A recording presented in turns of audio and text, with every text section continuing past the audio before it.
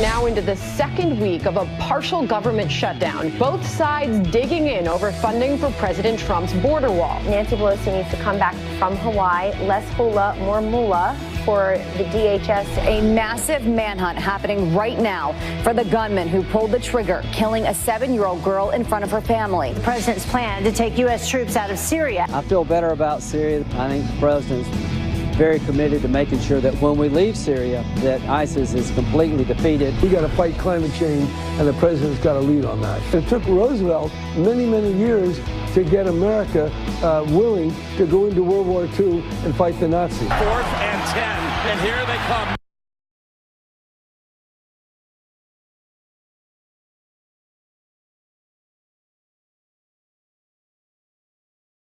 Expected to pack the streets of New York City to ring in the new year. This is the baby that is going to drop where we will ring in 2019.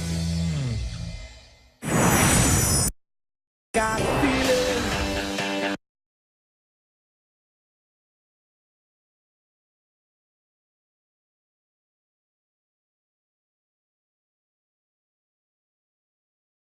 It's the last day of the year. Let's just have some fun. I didn't realize there was like an actual switch thing. Oh, it's a switch.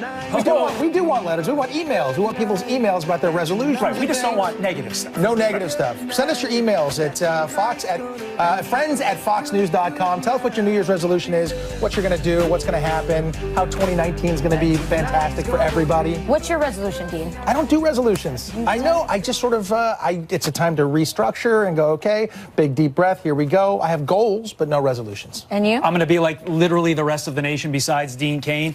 I got to lose this. It has to happen. You? Well, I have the same one. But you want to lose my gut? No. That's interesting. That's wild. I got to lose my own. You take care of yours, I'll take care of mine. All right. You guys are both fine. Come on. What's not fine? Our current situation in Washington. The president putting pressure on Democrats to strike a deal on border security. It comes as the government shutdown enters its 10th day. Wow, and Garrett Tenney is live in Washington where negotiations are at a standstill. Garrett? Yeah, good morning. Based on what we're hearing from Capitol Hill, this shutdown is expected to last at least another week or two. Both sides are really digging in here. There hasn't been any major progress or real negotiations in over a week now, and that's largely because, at least for now, Democratic leaders are refusing to negotiate with the White House over funding for a wall, and Republicans are placing the blame squarely on Nancy Pelosi, who's been vacationing in Hawaii during the shutdown. First, the Democrats have to come back. Nancy Pelosi needs to come back from Hawaii. Less hula, more moolah for the DHS, Customs and Border Patrol, funding our border security. They need to come to the table and do their job. A fully functioning democracy demands that both parties come together and that the Congress and the executive branch work together.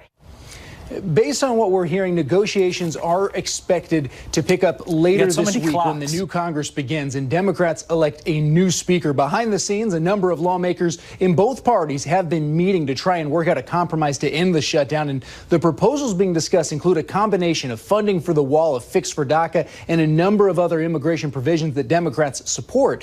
The president nixed a bipartisan compromise with some of those elements last year, though, and so far, Democratic leaders say any funding for the wall is a non-starter. So there is still a long ways to go before the two sides come together and find a resolution for this. Dean, Rachel, Todd? Any funding for the wall is a non-starter. That's not a great negotiating spot. I mean, you're not giving any room for anything, right? No. Nancy Pelosi said that the wall was immoral. So if you think it's immoral, how are you going to negotiate on something that you already say is fundamentally immoral? So immoral? I don't see. How is it immoral? Please answer that for me. Anyone's. So you're asking for me, somebody. You're asking the basic question.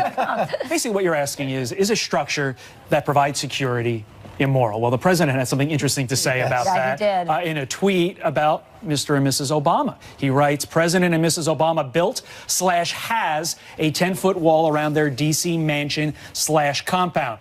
I agree. Totally necessary for their safety and security. The U.S. needs the same thing, slightly larger version. So, in essence, what the president's doing, saying if the Obamas and many people in America have a structure protecting their family from the outside world, the nation should have one as well. I think it's an excellent point. I mean, here they are, the Democrats, and Obama effectively the leader of the Democrat Party in many ways, and they're building a 10-foot wall, part metal, part brick and mortar, and they're saying say a barrier. It's a but they say it doesn't work, but it works for their homes. So I mean, I think the president is right to tweet about this and really call them out on this. Well, it's tremendous. It's tremendous hypocrisy. Of course, a wall works for your security and safety. Same reason a lock on your door works for your safety and security. I mean, there's no question about it. And let's face it, Barack Obama, if you want to go to the old antiquated notions of a father protecting his family, he has an obligation to protect his family. Louis Gohmert explained there is nothing more than the security, nothing more important, in fact, than the security of the nation. Here's what he had to say about that. The truth is, there is nothing more important than the nation's security. It's our #1 job in the U.S. Congress, keeping America safe. And when you have people that are here legally from Mexico, from Central America, saying, get the wall where we need it, secure the border, you've got to make this country safe. I don't know why they're not being listened to. And when you hear Democrats saying, oh no, it's immoral to have a wall, and they say that while they're living behind a wall around their house. My point a little bit more artfully. You're both parents, you know. Your #1 obligation is to keep your family safe, right? Yep. Absolutely. Well, the president, I don't want to call him the father of the nation because that's a little hyperbolic, but he's in charge of the nation. It's his job to keep us safe, plain and simple. Safety and security of the nation, job #1. Absolutely. And it's not just the wall. We're talking about other things like sanctuary cities. There's all kinds of problems happening at the border. And the Democrats say, yeah, we're for border security, but they really seem to offer no solutions and seem to knock down any kind of solutions that the Republicans are offering. It's the words, though. Border security. I mean, it's political stuff that really means nothing. And if you look at even their own words from years past, including President Obama, you see them say things about illegal aliens and about border security and all these other things, but now they have a whole different tune. Well, they say it doesn't work, but then we bring in Border Patrol. You know, we had the commissioner on earlier. We had some Border Patrol people on last week, earlier this week, and they all say, yeah, we need, at least on parts of the border, we actually need the structure. Right. So the question goes, who do you trust? Some legislator in California or New York or in D.C., or do you trust the guys on the ground who are telling you what they need?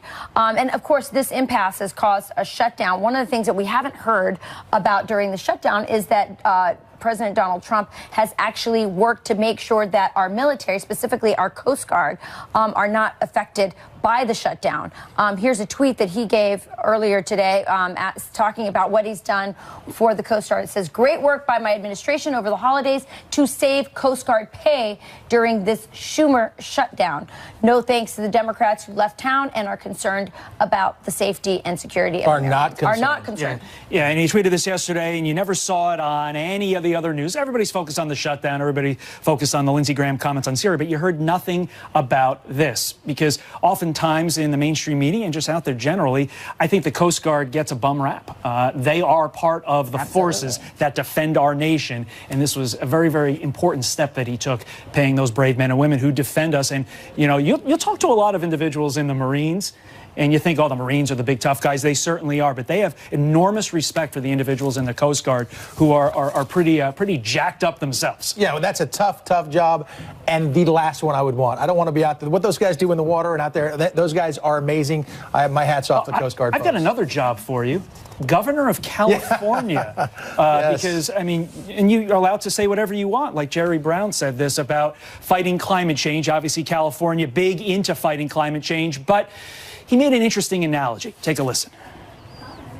I would point to the fact that it took Roosevelt many, many years to get America willing to go into World War II and fight the Nazis. Well, we have an enemy, though different, but perhaps very much devastating in a similar way, and we got to fight climate change. Yep, fight the Nazis. That's what it is. My own California governor, we asked Dan Bongino what he felt about that, and he had something to say about it. The first person who brings up Hitler or Nazi analogies loses an argument. It's like the stupid Olympics. They compete for the gold medal of what the dumbest analogy for Trump can be, and it diminishes them. But the laughable part about this whole thing is a fascist, a Nazi, Trump's cut taxes, he's deregulated government. If they had any idea of what history was really about in those tragic incidents, that was empowering government at the expense of human lives, not the other way around. The Democrats really diminished their brand by doing this. It's making them look like a bunch of children. The Nazis. They always go to the Nazis. Well, listen, I mean, climate change, for some people it's important, but generally when you poll Americans, it's not that high on their list. But obviously, Jerry Brown trying to bring drama and attention to it, because I think for Jerry Brown, it is the #1 issue facing the country. Less than 24 hours to go of the Jerry Brown administration. Right. Yay! I'm sorry, did I celebrate? I live in that state and pay some high taxes, and I have some complaints. Let's put it that way. You think Gavin Newsom's going to be different? I sure hope so. I sure hope so. And if he's not, I'll give him a stern talking to. Somebody who will not be much different in 2019. Jillian Mealy. I don't know what that. How am I supposed to react to that? I don't know. It's because you're perfect already. That was very nice of you, and also not true. Good morning to you guys. Let's get you caught up on some of your stories that we're following. Starting with this one, the Tunnel to Towers Foundation has raised $115,000 to help the family of a fallen California police officer. Their goal is $300,000. Frank Siller, the CEO of the organization, joined us this weekend. It's gut-wrenching, and you know, we have to, as Americans, we have to let these families know that when something like this happens, when they go out to protect their communities, that we're going to stand with the family that are left behind and take care of them. Officer Ranil Singh was shot and killed by an illegal immigrant on Christmas. He leaves behind a wife and infant son. If you would like to help, you can head to our website, foxandfriends.com. A Fox News alert now. A massive manhunt is underway for a gunman who killed a 7-year-old girl in front of her mom and 3 siblings. The girl shot inside a car as the family left a Houston area Walmart. The shooter pulling right beside them and opening fire. The girl's mother was also shot and wounded. It's unclear why the man began shooting. Facebook now apologizing and admitting they made a mistake by banning Reverend Franklin Graham over a post from 2016. The post supported North Carolina's controversial bathroom bill. Graham joined us to offer some suggestions for Facebook moving forward. I think they ought to just come up with a standard based on God's word, and that applies to all people in every country, everywhere in the world. And if they would support free speech, I think it would be good for them. Graham's page has since been restored, and he has accepted Facebook's apology. The Indianapolis Colts are the last team in the playoffs. The Titans less than 4.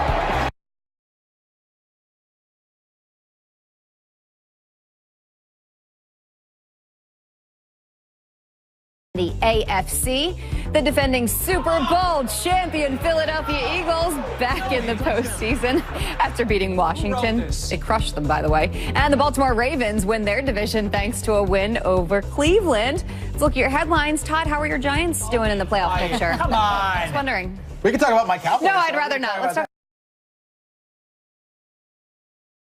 That division. Just wait. We have more Super Bowls than you.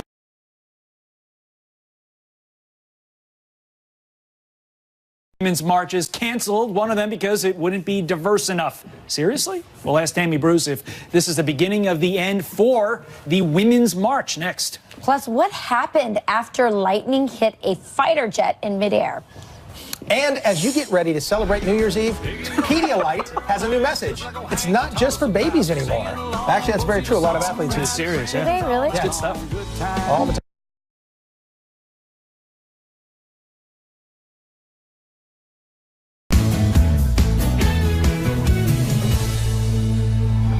A women's march in California now canceled. Organizers claiming up to this point, the participants have been overwhelmingly white, lacking representation from several perspectives in our community. That announcement was just days after the group canceled the Chicago march, citing high costs as it comes under fire for ties to Nation of Islam leader Louis Farrakhan. So is this the beginning of the end for the Women's March movement? Fox News contributor Tammy Bruce is president of the Independent Voice. She joins us now to weigh in. So now, Good morning. Happy New Year. Yeah, same to you. We're so close. In New Zealand, it's already the New Year. It absolutely is. Australia, I think, now, too. There you go. So the march is now anti-white woman. We know that from some of the leaders and their comments before, they're anti-Jewish, they're anti-pro-life women. What kind of a women's march is this? Yeah, there's some issues also regarding lesbians, gay representation. This is the ultimate end result of identity politics, right? And the left chooses this framework because they don't want to talk about the issues. issues. Clearly, the thing that brings all women together are the issues.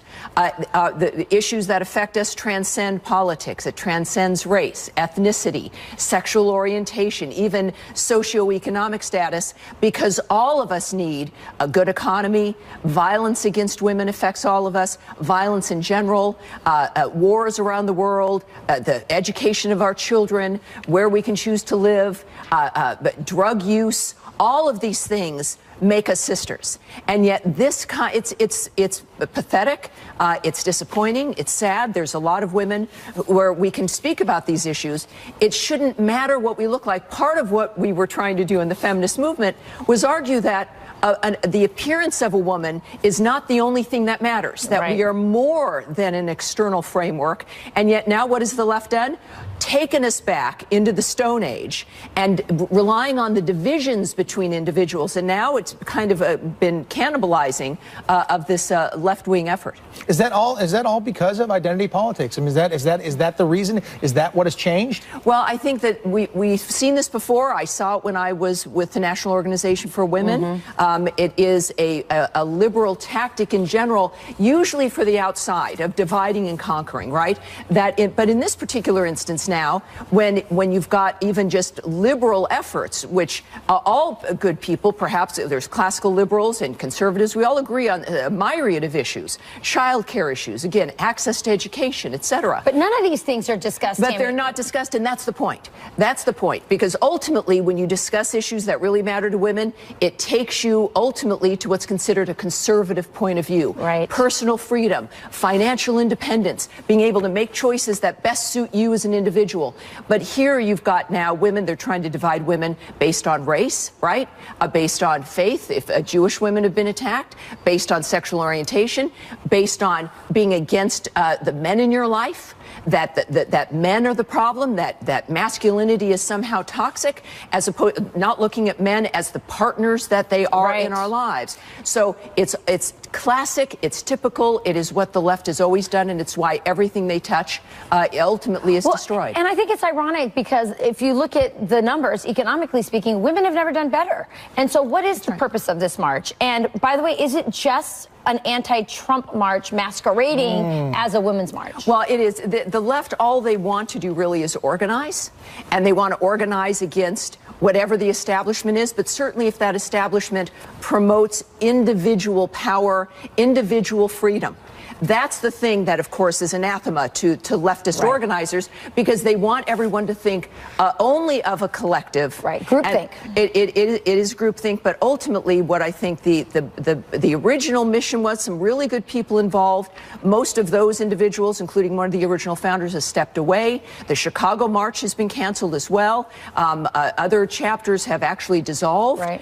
But this is, you can actually gather women and have them organize on a variety of issues, again, that we find that matter to all of us, like economic independence. Okay, well, we'll see if they actually reorganize and revamp this, but for right now, they're canceled. Yeah. All right, Tammy, thanks for illuminating us on what was really happening. My pleasure. Happy New Year. Now, we're going to turn to another story. The illegal immigrant accused of killing this California officer had 2 prior DUIs and even gang ties. We'll talk about that next. Good morning. It is time for your last news by the numbers of 2018. And we start with 1 billion. That's how many people across the world will be watching the 110th New Year's ball drop in Times Square. You can see it right here on the Fox News channel. It will also be live streamed online. Next, 3,000 pounds. That's how much confetti will rain down on Times Square. In addition to actual rain, once the clock strikes 12, it's about 30 million pieces of paper. What a mess. And finally, 22%. That's how many Americans won't see the clock strike midnight tonight because they will be asleep. I am definitely in that number. Todd. You and I are both in that camp. We won't be tired. All right, the murder of this California cop, Officer Singh, now reigniting the debate over the state's sanctuary laws. This is a criminal illegal alien with prior criminal activity that should have been reported to ICE. We were prohibited, law enforcement was prohibited because of sanctuary laws, and that led to the encounter with Officer Singh. Heartbreaking to hear the family member right there. The accused cop killer had 2 prior drunk driving arrests and gang ties, but under California law SB 54, local authorities are banned from reporting information like this to ICE. So, are California sanctuary laws to blame? Joining us now to weigh in, Chief Rich Busby with the New Jersey State Association of Chiefs of Police, Denton County, Texas Sheriff Tracy Murphy, and Frederick County, Maryland Sheriff Chuck Jenkins. Thanks to all 3 of you for being here. First question to Mr. Jenkins. What are your thoughts on SB 54? My thoughts are this is extremely, extremely dangerous for the community, the citizens, and obviously law enforcement, who now, instead of turning someone over to ICE under controlled environment, controlled circumstances, now you put the officer at risk for going back out on the streets and trying to apprehend the suspect. So just very, very dangerous and bad policy for America. Sheriff Murphy, your reaction? Absolutely. Think about what this is. This is a law that prohibits law enforcement from cooperating with other law enforcement to enforce the laws of this country. It's a politically motivated law that puts citizens and police officers in danger every single day.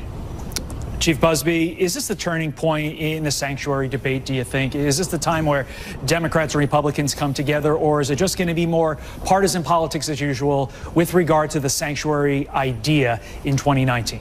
Well, if it's not, it certainly should be. Officer Singh was an American success story. He himself was an immigrant. And for him to come to this country in the correct way, with his family, to start a family the way he did, and to serve his community with honor and decency, and to be respected the way he was, and to be shot down in the street literally like a dog of America. This is terrible. It's indescribable, and something has to be done about it. And us in law enforcement leadership have to be the voice for our people. And this morning, I think that we are. The people on TV talk about this in broad strokes, how it helps, hurts law enforcement. You guys are on the ground. You're in charge of individuals trying to protect our citizens of the U.S. First question to you, Chief Busby. On the ground, how does a law like this impact your day in and day out work? Well, we've had a serious morale problem dealing with situations like trying to explain it. To be clear, all of us want people of all statuses in our communities to be able to report crimes and to feel safe and to be a part of us. There's no question about that. There needs to be something done to protect those folks. But the folks who are here legally and that are here every day need protection as well and deserve the full credit and protection of our laws. Sheriff Murphy, how does a law like this impact the day in and day out of policing? Well, it's like the chief said. We need to cooperate with our federal partners. When in Texas, my officers don't go out and question people on their citizenship, if they're witnesses to a crime or if they report a crime. But when they come into my jail, if they violated the law, my state has taken the opposite approach. The governor signed in a bill that if we don't cooperate with ICE, if we don't cooperate with our federal partners, then we could be taken out of office. And I completely agree with the governor. We have to cooperate and get these criminal aliens out of our country. And lastly to you, Sheriff Jenkins, you're in a hodgepodge state, a lot of liberal, a lot of conservative. How do you navigate something like this in your state? Well, very simply, in Frederick County, I partner with ICE, and our partnership has been very successful in terms of removing criminals from our streets, not returning criminals to the streets. As a matter of fact, we have placed into deportation more than 1,600 criminals. About 106 of them were gang members, mostly MS-13. So, I've been trying to fight this fight. Maryland has looked at for 3 years now sanctuary state policies. I've been a part of the fight to keep them from coming here, and I'll continue that fight. We just can't tolerate it any further in this country. Last question to Chief Busby. What can be done to solve this in 2019, or is it hopeless? I think nothing's hopeless. It's easy for us to throw our hands up and run screaming from the building, but we can't do that. We can't do that to our community. We certainly can't do that to our officers. I think both parties need to sit down and really consider what we're trying to achieve, what makes sense, and how best for us to get there as a country. And I think it's solvable. Anything's solvable if we work together. Gentlemen, best of luck and prayers in the new year as you defend and protect your respective areas. We appreciate you engaging in this debate. It's one that's going to be the focus of 2019 if I would put money on it. All right. Thank you. Donald Trump completely transforming the Democrats.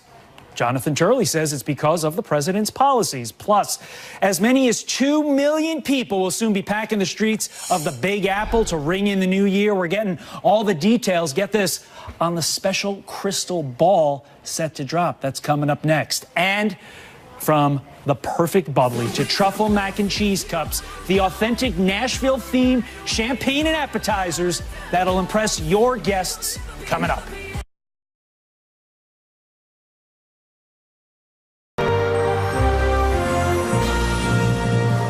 It's the final countdown to 2019. You're taking a live look at Times Square, where the New York City mayor expects not 1.5, but 2 million people to ring in the new year tonight. Yeah, we can whistle for that. Yes, but the NYPD says it will be one of the safest places in the world. More than 7,000 counterterrorism officers will be on patrol, including a brand new fleet of drones for aerial surveillance. And with a new year comes new goals. So we want to know, what are your New Year's resolutions?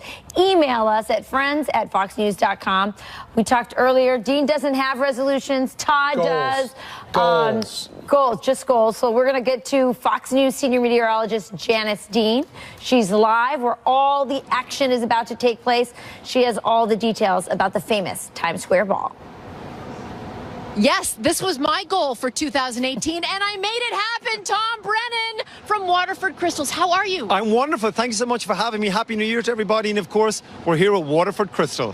Listen, so what's your title? Fancy, right? Okay, it's Master Artisan and a spokesperson for Waterford Crystal here in North America. So my job is to do all of these great PR gigs and talk about the famous Irish crystal company that is, of course, Waterford. You're not just a spokesperson. You know how to make these things. Yes, I mean, it is amazing to me that here we are behind the beautiful ball with 2,688 crystal triangles right behind us, 6 tons in weight, just under 12,000 pounds in weight. And then we have the world watching, 1.2 billion people. But going back a generation, how proud am I to be from the town of Waterford, second generation master craftsman, learn how to do this from my dad, and I get this amazing gig talking to you and all of your viewers at home. Just fantastic. So 19 years with Waterford? Yes, 19 years. But I mean, 19 years we're involved with the Times Square Alliance, a great team of people. But Waterford itself, Waterford Crystal, we're synonymous with celebration, with recognition, with success.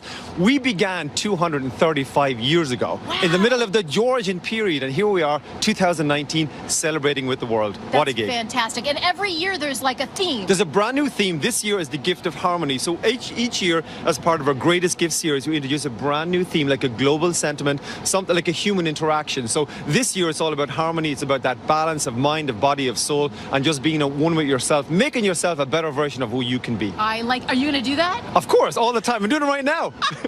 Okay, can I touch it? Of course. So this is amazing. And yeah. So when there's different lights? Sure. I mean, there's 32,000 LEDs behind the crystal panel. So that's one of the panels right here. I got to put this on in just a moment because I'm going to get, in trouble if I don't.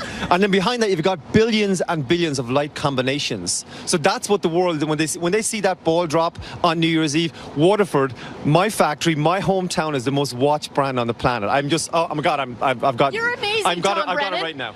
Amazing. Thank you for being here. My pleasure. Congratulations. Can I take this? No, you cannot. Oh, okay. Oh, go on then. Go on. It's a deal. Nice. Good job, Janice. Well done. Take it. See you later, JD. My resolution is to hang out with JD more. Unfortunately, that's not her resolution. I would like to have his accent. I know, right? It's just so cool. That's your resolution. It's just so cool. We're going to toss it on now to somebody who has no resolutions because, as Dean Cain established earlier, she's perfect in every way. Stop it. Jillian Nobody Hill. is perfect. By the way, Dean, I also share in that I don't make resolutions. I have goals. So there you go. I like that. I appreciate that. She's pretty All right, perfect. let's get you caught up on your news, starting with this. A lion escapes and kills an intern at a North Carolina conservation center. 22-year-old Alexandria Black mauled to death while cleaning an animal enclosure just 2 weeks into her new job. This is the worst day of my life. We've lost a person. We've lost an animal. We have lost our faith in ourselves a little bit today. The Lion was shot and killed. It's unclear how it escaped. A fighter jet pilot is nearly struck by lightning in the cockpit. Watch this.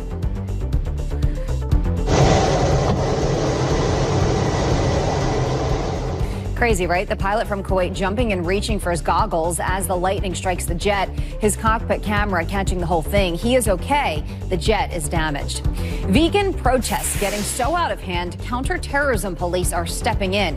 UK officials now ready to protect workers in the meat and farming industries from so-called militant vegans. Britain's National Pig Association and Poultry Council are being warned by police after violent threats. Some groups have even admitted to vandalizing private property. Pedialyte rolling out new products for adults that could help with New Year's hangovers. Do not go in the bathroom. Al, just calm down. Phil, there is a tiger in the bathroom. What's going on? Never gets old. The company introducing Sparkling Rush drink packets. The powder mixes with water and it's meant to prevent dehydration. Not gonna lie, I've done the Pedialyte thing a time or two. Guys, you might need it after this next segment. It totally works. Maybe works. she's not so perfect. Did you hear that, Jillian? All right. No, she is. She is. The best things to complete any party to ring in the new year is appetizers and, of course, champagne. Yes. Here to show us is the chef with the best name ever, Zach Sass. So sass. Nashville Underground. Yes. And Cara Helene, director of Close 19. Let's start with Zach Sass. Zach Sass, what are we making? Sure. Here we got some stuff over here. We got some hot chicken sliders, some truffle macaroni and cheese with some hot chicken on it as well, and then some Nashville hot chicken waffles with hot chicken on top with some syrup. So how do we make this? Sure. Over here we have our chicken tenders already prepared, just your regular basic flour, bread, and bake in the oven. Very simple to do at home. And here we have some vegetable shortening and our spices, cayenne, brown sugar, and black pepper. Is that what makes Nashville hot? That's what makes the Nashville hot sauce. Good question. I always DK. wanted to know. And it's pretty simple. It's all equal parts, so you don't have to, measure anything out crazy. You just add everything in individually, and then just stir it all together. Vegetable shortening is on my list of approved items. For Is it? today. Good. I'm going to eat all vegetable Good. shortening. Awesome. Yeah. Because it's Crisco, right? It is Crisco. Yep. I'm going to be made Crisco in 2019. Yeah, So right. then what do you do with this? So after this is done, this is the sauce right here. You don't need to heat it up or anything. This is it. Tilt that for the camera. Yeah, that looks it's good. just all the spices blended together, right? Very simple to do. Hot. And you dump these in? Yeah, all you gotta do is drop one in, coat it in the breading, and coat it in the sauce just like that. Put it in the fire. Yeah, No, and you that's don't have it. to put it in the fire. No, it's done. Yeah, no. All right, good. Yeah, and there you go, like there. And then for this skewer, we'll take this chicken tender you put over here. I'm just gonna move it over I here made real it quick. so beautifully. It is beautiful, sir. And we're gonna cut that up, right? And then you can take that, put it on top, and drop your skewer right on top. Yum. And then, of course, after you eat that, you move right to champagne. Right to champagne. Right? So we have Carl Helene. And Carl, please explain to us how we can have champagne on any budget. You don't have to be a millionaire to have the champagne, correct? Not at all. I mean, champagne, as you know, can only be produced in Champagne to be named champagne. In the rest of the world, it's sparkling wine. And one of the most beautiful sparkling wine out of California is Chandon. It's actually people from Champagne moved 50 years ago to California. So it's a beautiful expression of the Napa Valley terroir, I will say, doing exactly the same champagne process. And that will go for $24 and it will pour 6 glasses. So what are the prices on these champagnes? That's 24. $24. Then you will move to Moët & Chandon, the most iconic champagne. There's one bottle of Moët & Chandon opened every second in the world. Wow. It is #1 for a reason. You should definitely try it. And that beautiful limited edition for the end of the year is representing different monuments, landmarks of Paris. And this one's how much? 39. 39. That's Available also Moët & Chandon are the minis. They're fun to play with. Yeah, you those are fun. You don't need a glass. You can directly put the sipper on it. They're available on Clos 19. But just to review, this is not a child size because No. in the US, children This isn't a cannot drink. baby bottle. baby It's bottle. a champagne. But this is a sipper, you say It's a drink sipper, right out of exactly. this? So you drink directly out of it. Look at that. I like So you that. can buy them individually at your liquor store or packs of 6 on Clos 19. Exactly. Beautiful. That will go for $12 a bottle, a mini. All right. Then you'll move to Ruinart, less known in the US, although the oldest champagne house, 1729. Wow. And where's that? Exactly. Where did that come from? Champagne. Champagne. That is from Reims, Champagne. exactly. Okay. Champagne. And that is a Blanc de Blanc, which means that it's only Chardonnay inside. A beautiful expression. Oh, I it's like that. crisp, it's mineral, it's beautiful. With a starter that I was just thinking of it, will go perfectly with it. All right. Well, we'll figure that out. I was waiting for your segue so I could eat. Carry on while Now we're moving into the big dog. And that will go for $74. Now we're getting up there. Yeah. And then definitely what is considered as one of the most amazing champagne in the world, Krug Grand Cuvée, $169.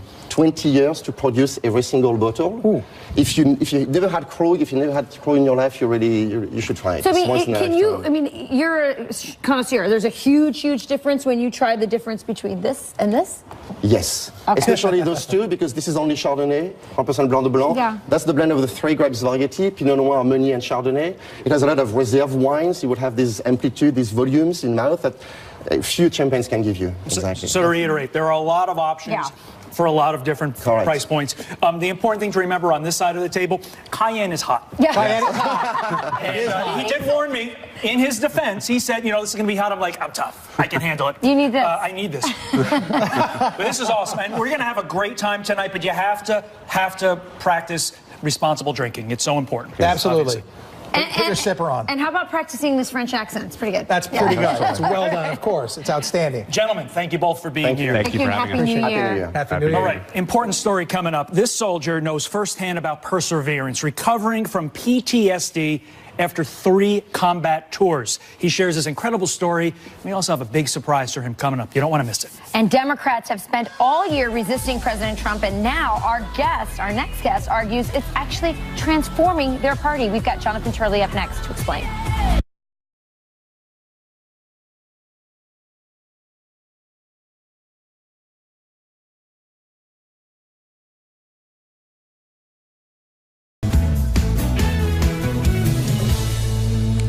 Welcome back. Well, it's been a year of resistance for Democrats against Donald Trump, and our next guest argues this is all-consuming and has caused the party to completely transform and abandon the core values that they used to stand for. Jonathan Turley is a constitutional law professor at George Washington University. He joins us now to explain. The topic of this discussion is how Donald Trump is completely transforming the Democrats. Explain what you mean by that.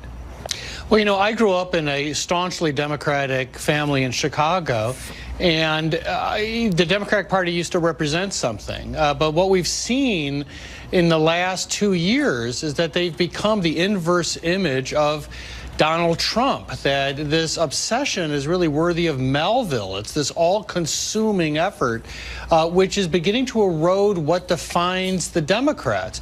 And what happens when Donald Trump leaves office? What is left of your party? If you take a look at the last year, it's really mystifying. When we were dealing with the FBI material that the Congress was seeking to release to the public, the FBI redacted a huge amount of that material. And many of us said, look, this is part of a pattern with the FBI. They often overclassify. It is often to protect themselves from embarrassment, not national security. And yet the Democrats said, no, you just have to accept what the FBI is saying about classification.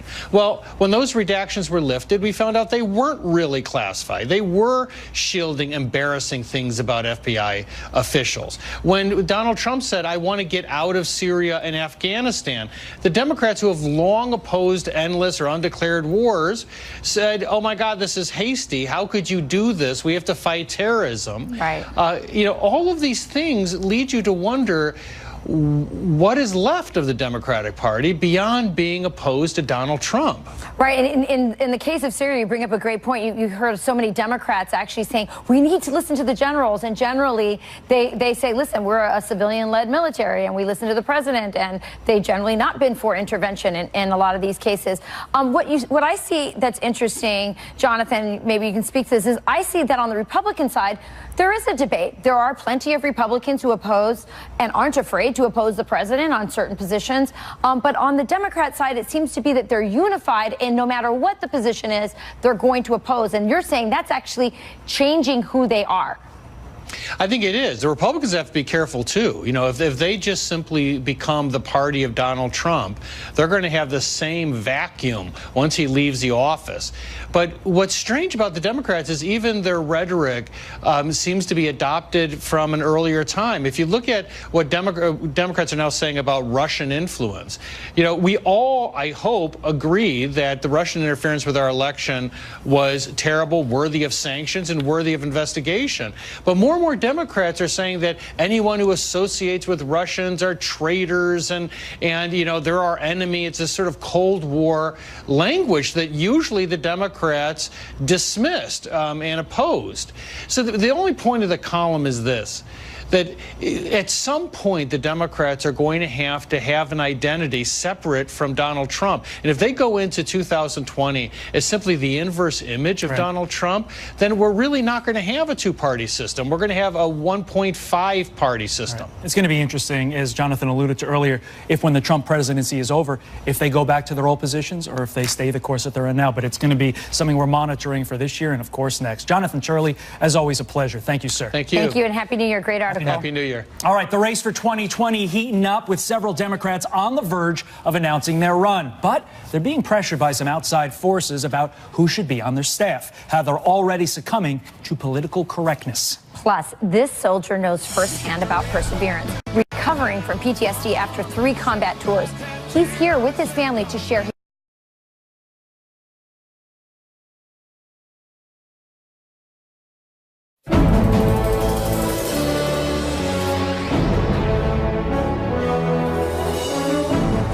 Welcome back. We here at Fox and Friends value the sacrifice our military makes for our nation's protection. We also acknowledge the pain and suffering these men and women go through while serving.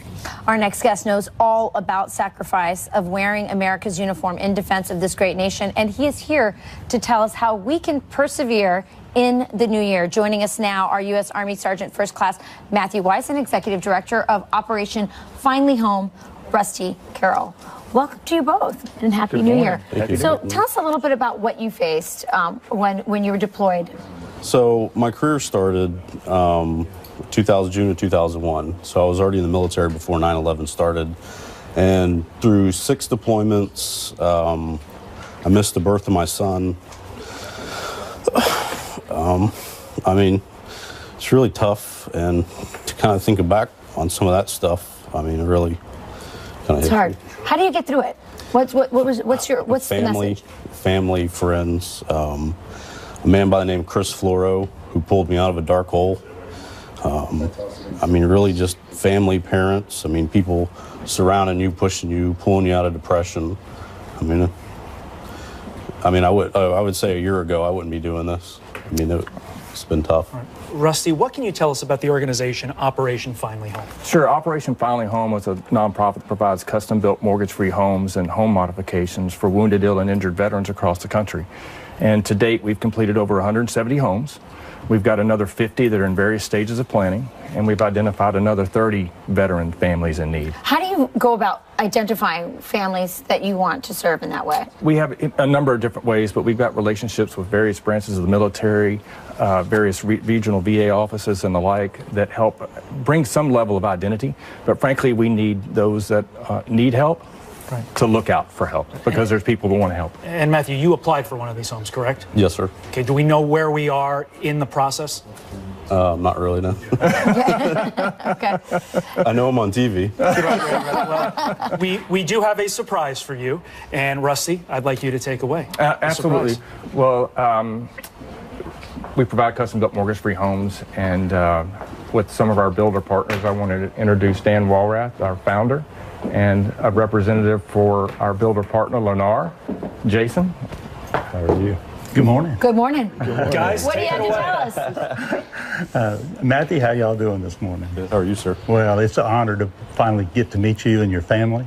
God bless you for your service. I want to thank you for your service and the whole family for all the service that you have done over the past years and the sacrifice, your 6 deployments, 2 Purple Hearts, 2 Bronze Stars. I mean, it's amazing. And I'm honored to be here today with our special guest. And Jason with Lennar Homes has something he wants to say to y'all. Weiss family, it's a pleasure to meet you. And on behalf of Lennar, our associates, and all of our trade partners, I'm excited to let you know you're the recipients of a brand new mortgage-free Lennar home. Wow, that's awesome. In Charleston, South Carolina. I mean, take it away. What is your reaction? I would say speechless. I mean, that's something that doesn't happen ever. Just really thankful and get closer to my family and hopefully keep growing, becoming a better person, a better father. Sarai is here, your beautiful wife. What is your thoughts on this? Tell us what you're feeling. I can see it in your eyes. I feel so amazing. This has been an amazing moment. Thank you guys so much for being here. Thank you so much. Beautiful More Fox family. and Friends right after this, and we promise they'll get a smaller cake.